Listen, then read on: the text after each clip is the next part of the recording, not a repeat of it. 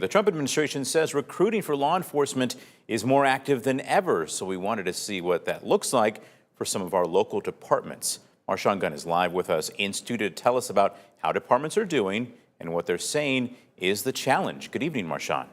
Good evening, John. I talked to 3 departments: the Scott County Sheriff's Office, Bettendorf Police, and Rock Island Police. Now, Scott County is at completely full staff of deputies. Bettendorf is approved for 52 officers and have 50 filled positions, and in Rock Island it has 68 officers, while a full staff would be 81. The consensus from all departments, though, is it's never consistent. The police forces are loaded, law enforcement is loaded up, and everybody wants to be a policeman, a fireman. Departments in the Quad Cities don't see it the same way.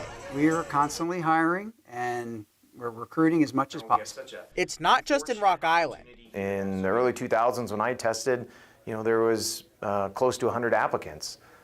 Today, in a week's time, we may get 1 or 2, and sometimes none. Scott County Sheriff Tim Lane says it's not just a deputies and officers issue. We are not at that level with correctional officers, and we pretty much never are. The 3 say there are many reasons why there's been a lack of applicants. We are finding that they are less willing to work the number of hours, the weekends, the night shifts. Chief Tim McLeod of Rock Island says part of the decrease could be because of stigma. There isn't nearly as much desire for people to go into law enforcement.